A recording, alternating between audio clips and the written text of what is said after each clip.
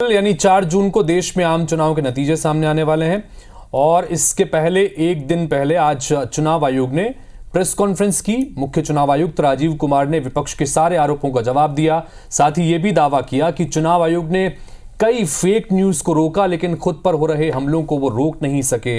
Press conference में मुख्य चुनाव आयुक्त ने और क्या क्या बातें कही हैं, इस रिपोर्ट में देखिए।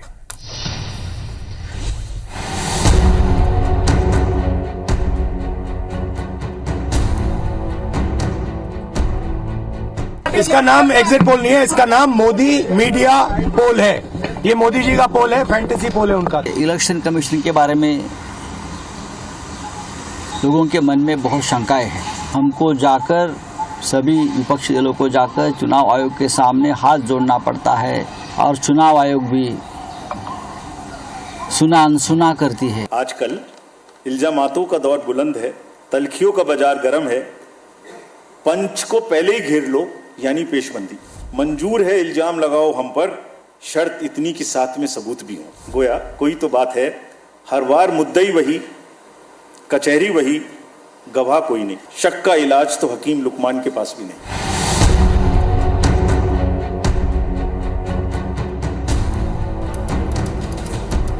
जब से चुनाव शुरू हुए हैं, कांग्रेस ने जितने सवाल मोदी सरकार पर उठाए हैं, कमोबेश उतने ही सवाल चुनाव आयोग पर भी उठाए गए हैं।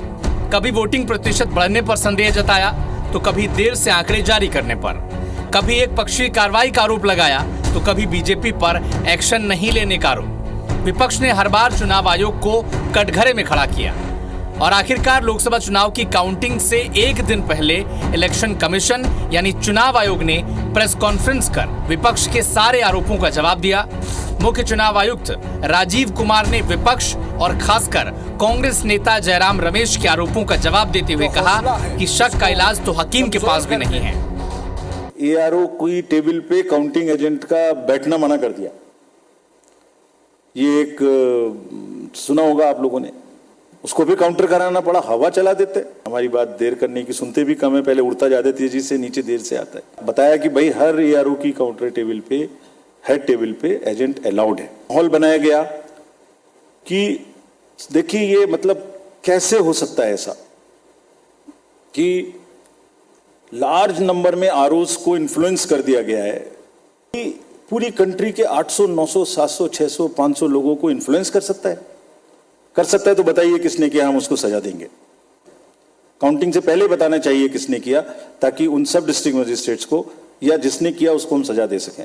झूठ का एक बाजार है, उसमें बड़े गुब्बारे हैं जो फटते हैं, मैंने बताया था एक बार, लेकिन ये नहीं पता था कि वो हमारे ही सिर पे फट जाएंगे। पहले वोटर लिस्ट आया, गलत है गलत है गलत है, केस चला बहुत लंबा। 15 दिन तक हमने इतना मोटा एक एफिडेविट बनाया, जवाब दिया। बाद में हुआ कि नहीं सब ठीक है। बताइए ना हमें, जब अभी चुनाव नहीं हो रहा, जैसे कल से खत्म हो जाएगा, कि कहाँ की खराब है। नहीं, उससे चुनाव से तुरंत पहले आया कि कुछ लग जाए चिंगारी तो शायद कुछ खेलने का मौका मिले। कांग्रेस नेता जयराम रमेश ने 1 जून को दावा किया था कि काउंटिंग से पहले गृह मंत्री ने 150 जिला कलेक्टर्स को फोन कर डराया धमकाया है। इसे लेकर चुनाव आयोग ने 2 जून की शाम 7 बजे तक इन अधिकारियों की डिटेल देने को कहा था। इसे लेकर जयराम रमेश ने चुनाव आयोग से 7 दिन का समय मांगा था, लेकिन चुनाव आयोग ने 2 जून को ही इसका जवाब देने को कहा। तो कुल मिलाकर चुनाव आयोग ने विपक्ष के सारे आरोपों को खारिज करते हुए विपक्ष की शंका को लाइलाज बताया और ये भी कहा कि पूरी प्रक्रिया नियम के तहत हुई है और पूरी प्रक्रिया पारदर्शी रही है।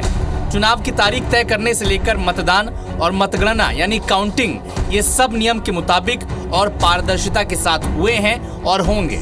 लेकिन अब देखना दिलचस्प होगा कि नतीजों के बाद विपक्ष के नेता चुनाव आयोग पर कौन सा नया आरोप लगाते हैं। Election desk, IBC 24।